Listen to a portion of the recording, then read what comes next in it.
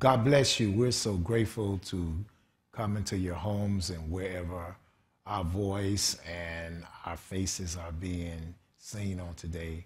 My name is Apostle Brinson, Dr. Brinson. I am the Dean of the Brinson Institute, and we are excited about what God is doing with us and in the land. I have with me on today one of our Brinson fellows and colleagues, Apostle Dr. G.E. Bradshaw. And Dr. Bradshaw, we're just here today to share about what God is doing and talk about some things as it relates to the apostolic. But before we do that, why don't you just tell us something about your ministry?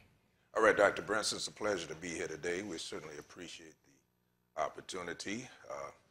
I've been in the ministry now for 43 years, serving as an apostle for 26, president of Global Effect Movers and Shakers Network, president of KCIA, which is Kingdom Congressional International Alliance. We also have what's called the 3M Project, where we merge ministries, marketplace, and municipalities for community transformation. So in a nutshell, we're doing things that bring the power of the kingdom of God into communities, into governments, into business to fulfill the mandate of Revelation 11:15, that the kingdoms of this world become the kingdoms of our Lord and of his Christ. Amen. Well, that's interesting. We're just excited about what God is doing in our land and our community, and I'm so glad to be with Dr. Bradshaw, my good road dog, running buddy for over 20-something years. Yeah. And one of the things that I'm excited about is that God has given us an opportunity now to begin to talk about some things over the airwaves and the video waves. We've been doing so many things in ministry, and so we're glad that you have joined us, and you'll probably begin to learn more about who we are and what we do, where we came from. We grew up right here in the city of Chicago, and I'm excited to say I'm a product of the projects of the city of Chicago, product of Chicago Public Schools. Amen. We went to Lindblom High School, and then we went on to get our degrees in seminary and Bible college, and we have a couple of degrees, amen, and we have a couple of experience. We've been in ministry, amen, for over 40 years, and we're doing a lot of a kind of variety of things, but we wanted to take this show and this ministry and begin to really talk about some real issues in the body of Christ as it relates to the church and the community. And as Dr. Bradshaw, as you know, we talk about the 3M Project. Say something about that. What is the 3M Project when we talk about 3M? Well, 3M Project is a coalition of transformers who come together to collaborate, to merge the resources of ministries, marketplace coalitions, and municipalities. In other words, each of these three entities is powerful alone, but not as powerful as they could be working in collaboration. If you're going to transform communities, you need your faith-based component. You need to have your marketplace component where people make a living, where goods and services are distributed, and you need your municipalities or your legislative components where laws are made, rules and order are put in place. So if you want to have a community fully developed, whether it's in the United States or any other nation, you need to merge these three components together collaboratively. One of the things that I'm excited about is that as we look at the ministry or the ecclesia or ecclesiology, and then we look at the whole corporate structure, and then we look at those who make laws, legislate laws, or protect laws, and we put that together. That's the whole living principle by which we live as being light in the world.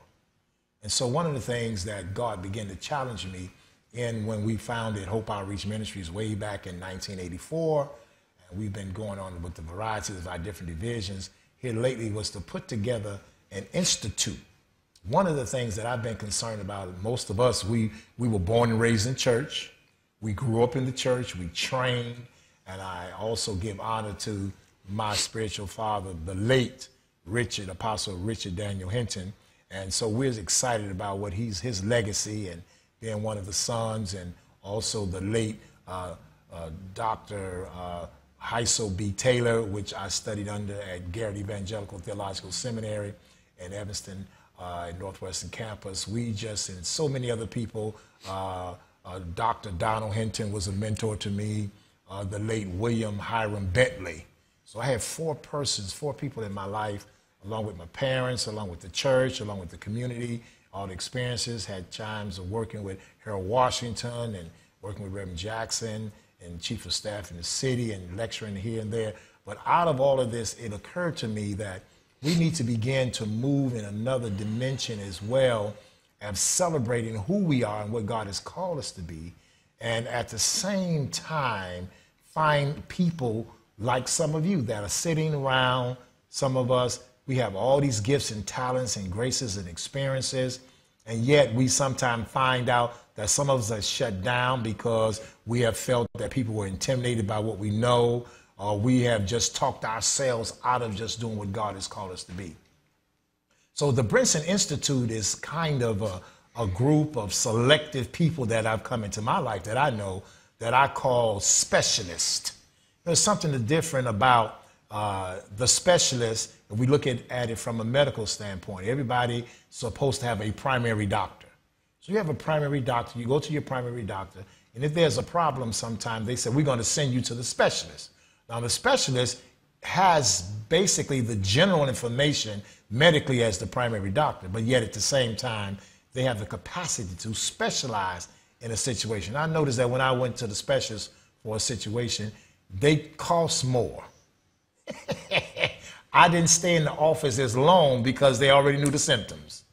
They just wanted to get to the point. So I wanted to work with people in the body of Christ in the community that have been doing some things, have an anointing on their lives, and have been around a while, that I call them the specialists, that they have humbled themselves, have worked in the community, they've worked in the church, and they have studied to show themselves approved, and they're out there and they're ready to share some of their activity and experiences with you. So we have these persons as a part of our institute who are lecturers and speakers, and so you might want to give us a call from time to time if you need something in your church or community, and I guarantee you that we have one of our specialists or one of our Brinson fellows that can talk about certain things and bring to your church or your community at large the things that you need, whatever country you're in, we can fly in and fly out, come to you, take some time out, spend time and custom make a program for you and your ministry, and also participate in maybe in one of our schools or one of our divisions.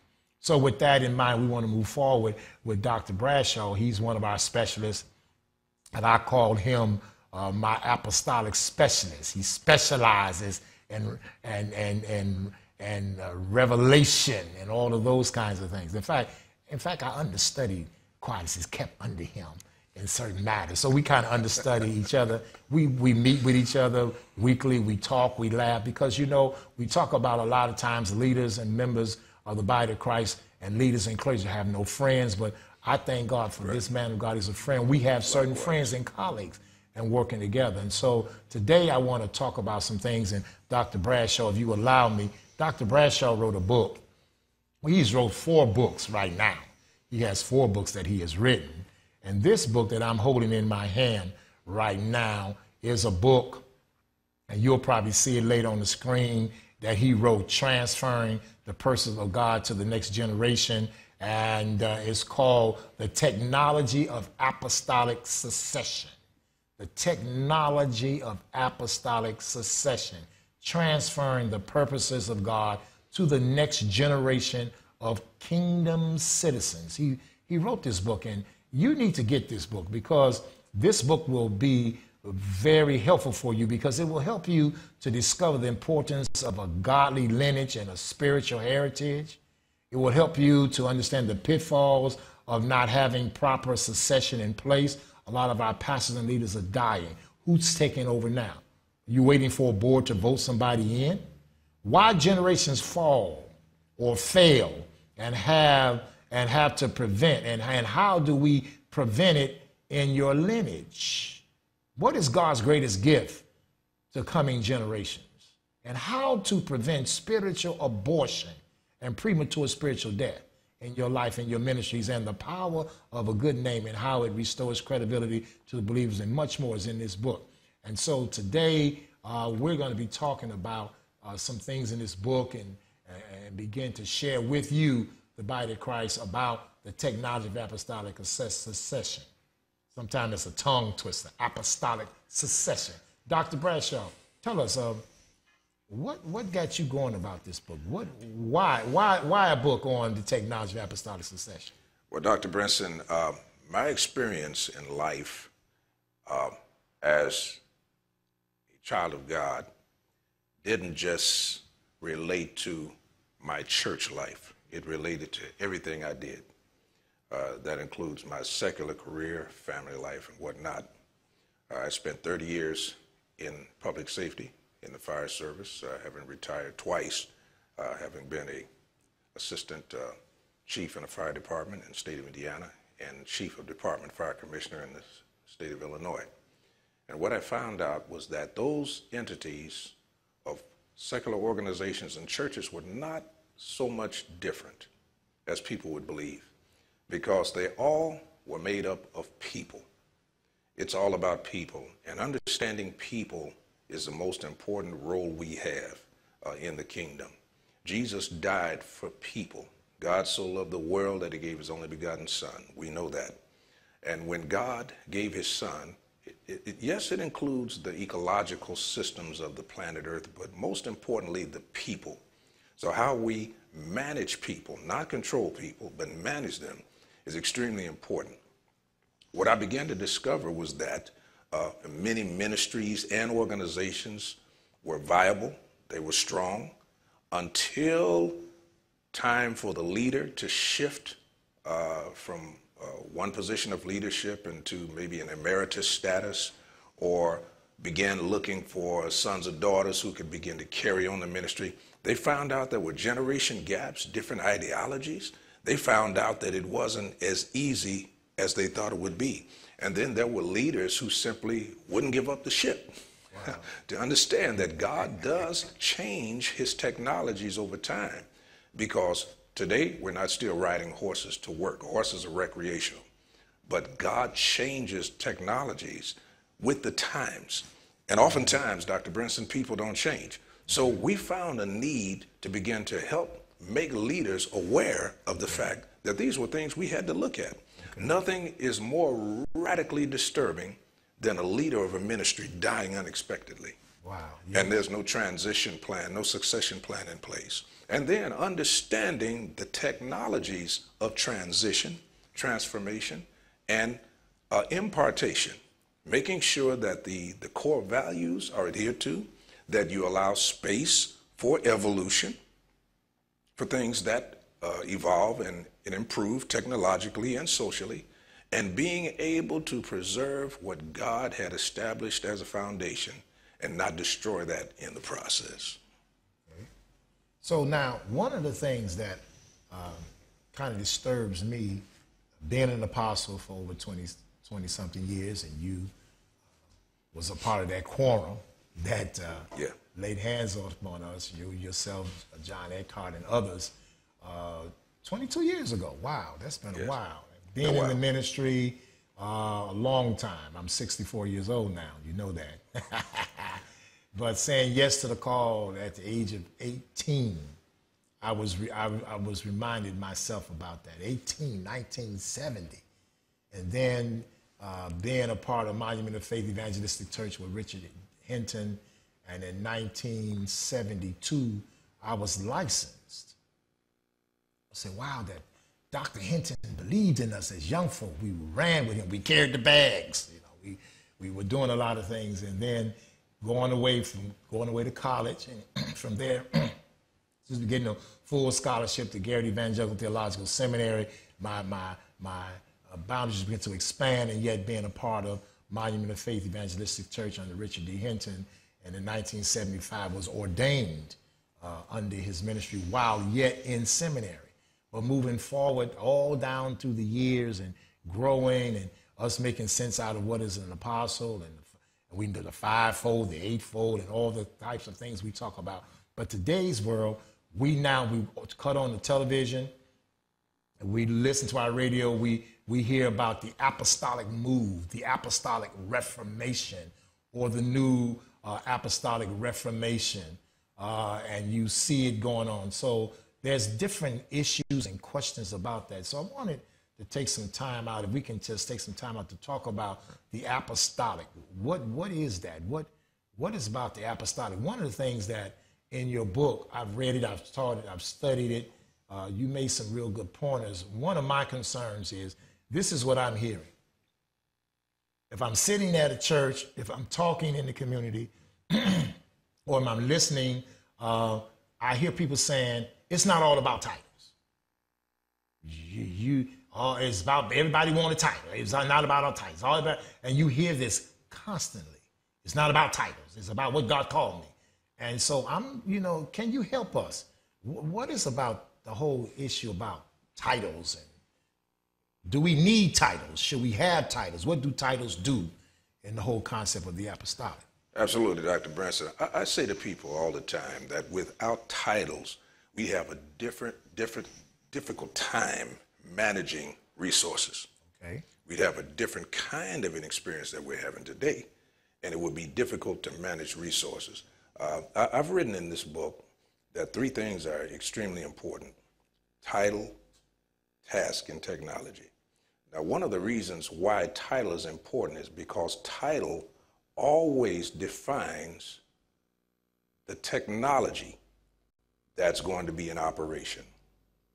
If you call something an automobile, you now have some clear lines of expectation as to what this thing is going to do, because you've versed yourself in the technology of automobiles. It's transportation. It helps you get from one place to another. But one thing you do know about the technology of an automobile is that it does not fly. So because you understand that technology, the task leads to reasonable expectations of that automobile. So the title of something helps you to understand the technology involved to establish reasonable expectations of the task that is to be performed. Without these elements, Dr. Brinson, we find ourselves not having clear parameters of expectation, and then not being able to legally and lawfully and professionally transfer what it is that we do to others. Nothing is worse than a person guessing his or her way towards success, because you generally don't become successful by accident. Okay. So title, task, and technology are important elements of discovering who we are, why we do what we do. If title was not important, Dr. Brinson, God would not have had Adam immediately give every animal a title. Right. That was one of the first things that Adam was commissioned to do, was to entitle animals. Does that make sense? Yeah, it makes sense to me. All right. It makes sense to me because, and then the title then would suggest to me that in order for Adam to name, it says, and God put Adam in the garden to tend and keep it, and God brought the animals to Adam to see what he would call them. Now get this, this is the thing that's exciting to me. This is where I guess we get on. To see, God wanted to see what he would call them. And what he called them became their name. Now we can talk about that for a minute. Oh, yeah. God said, I want to see what you call what I present to you. Now I created these animals and I made them. Now I need you to do some research, and I'm gonna put something in you. You created in my image and my likeness. I want to see. So it seems to me God steps back and says, now I want to see what you called them. Now what you called them became their name. Say something about that. What about process, naming? It's a process of creating an information source. Somebody said a picture is worth 1,000 words, but inversely, 1,000 words paints a picture. Okay. One case, a prophet said, I will see what the Lord was saying to me. So anytime a title is released, there is a visual description in the spirit of what that thing is and what it's capable of doing. Sometimes people hear and see at the same time. Okay. One example of that is the musician Jimi Hendrix. He could not read music. Very famous guy. He's been dead 46 years, but he's still making over $1 million a year. He could not read music, but in expressing to his bandmates a certain note or tonal quality that he wanted, he said, give me an orange, give me a blue. That sounds like a green, that sounds like a red. And they were able to hear sounds based on that color's name. And the people had a feeling that was associated with the color blue. A lot of people say blue means cool. Red means vibrant and fiery and excitable. So we connect our emotions to things we see, and sounds are also connected to that. So whenever we bring a title forth, we create, for lack of a better term, an atmosphere by which a continuing description, a resource of information begins to take place right there. People can say, okay, I'm familiar with this sound, I'm familiar with this word, I can see all kinds of things that connect with that now. So it's a stir of one's creativity. So one of the things that's exciting to me is because if I've studied right, light and sound, they travel what? Doesn't light and sound travel in the same frequency? It's been said that light and sound.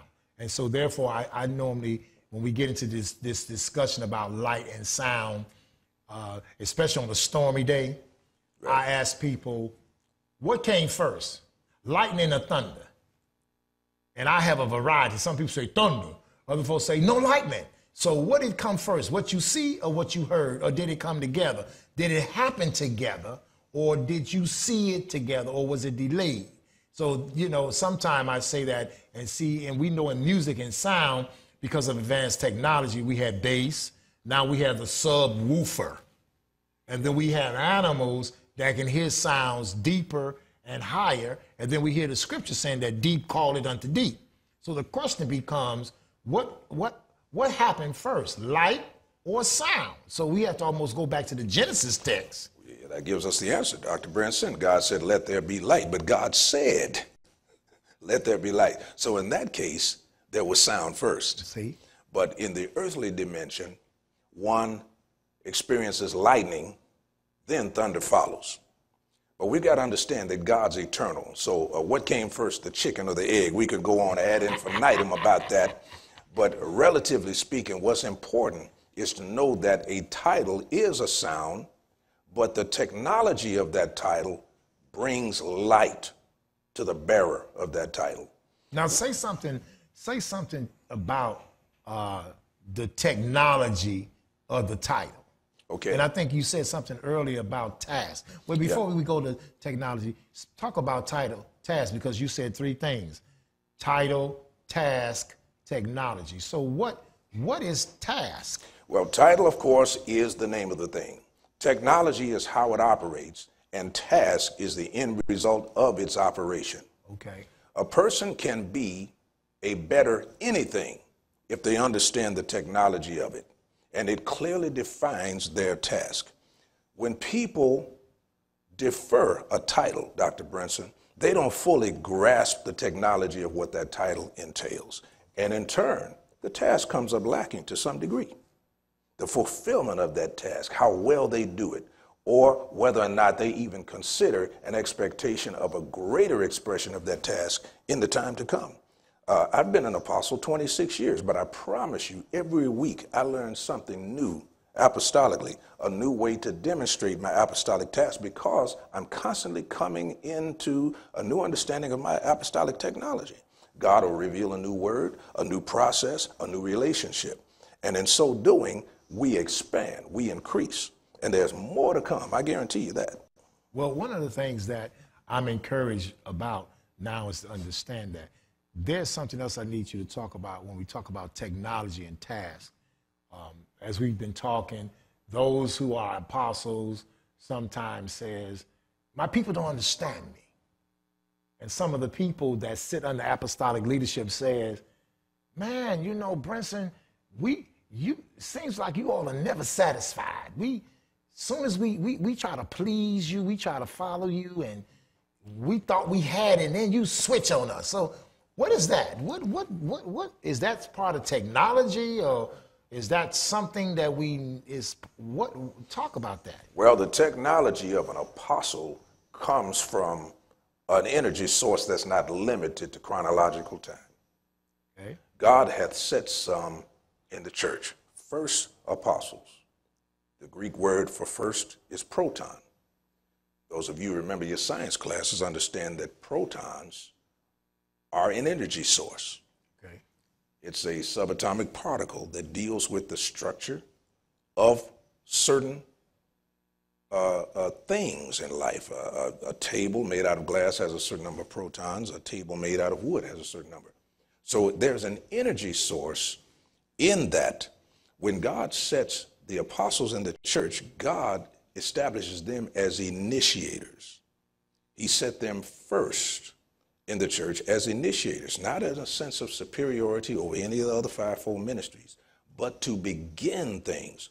So apostles are always starting something, even when some people believe the previous task is not quite finished or fulfilled. An apostle will get a burst of energy, a burst of revelation, a burst of anointing, and the next thing you know, he or she is starting something else. That's because eternity is so vast, and there are so many opportunities for new startups in the apostolic dimension, that this is the only way that God can keep the church evolving, is to continually introduce revelations and understanding and initiations to keep the energy flow going. So therefore, when I turn on my television and I look at, or I pick up a book, or I'm listening to the radio, and I hear Apostle so-and-so, Apostle so-and-so, then I'm looking also to look at the task and technology of that person who Right. has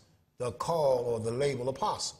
Absolutely. So what then would be some characteristics? Because one of the things I'm concerned about is that people in the body of Christ have apostolic call on their lives, and a lot of them say, it ain't all about titles, I don't want to use that. And then they come back and say, well, all apostles are like this, apostles are like this, apostle is this, and apostle is that. And those that, some of us that God has really called and worked from an apostolic modality, for some reason, because of what people are saying, are not walking in the title. Can you talk about that? What are some of the dynamics of why we have this concept in the body of Christ that for some people, the apostle or the title apostle is a hierarchy thing? Well, you know, I'm the pastor, now I'm the bishop, I'm the archbishop, now I'm the apostle, now I'm the chief apostle. And so say something about that. But, you know. Well, Dr. Brinson, a lot of misinformation has come out in which the apostleship was given the sense that it was a promotion. And if people are not mature, if people are not grounded and settled, they will stop seeing it as another assignment within the fivefold body of Christ, and they'll start seeing it as an opportunity to leverage their position over someone else. Now, you know what? We've just almost extended our time, so you need to tune in with us on next week, and we promise you, we're gonna kick off on this whole concept of the apostle, the apostleship. Is it hierarchical? What is it? Just what is the apostle? When you hear a person say, I'm apostle, what does that mean? What do we have? What are the responsibilities and characteristics of an apostle? What does it mean? And we coined the phrase that came from Dr. John Tessola, apostolicity, the culture and language of the apostolic. And so we're so glad that you have tuned in on this week to listen to us and me, your host, Apostle Brinson. There we go, Apostle, the Dean of the Brinson Institute. And we just thank God each week for you to tune in to us. If you would like to make contact with us and know more about our ministry, why don't you check out our website, www.thebrinsoninstitute.com, www.thebrinsoninstitute.com. Or give us a call at our operation corporate headquarters at area code 773 616-1951. On your screen, 773-616-1951. And if you like our ministry and want to give to our ministry, go to our website and you can catch us on our donation page through PayPal and send us a donation that we can continue to bring you what God has called us to do. And so until next time, tune in to this same station and be with us as we share together with the Brinson Institute. I'm your host, Apostle Dr. Sylvester Paul Brinson III, Governing Apostle of Hope Outreach Ministries. Until again, be blessed.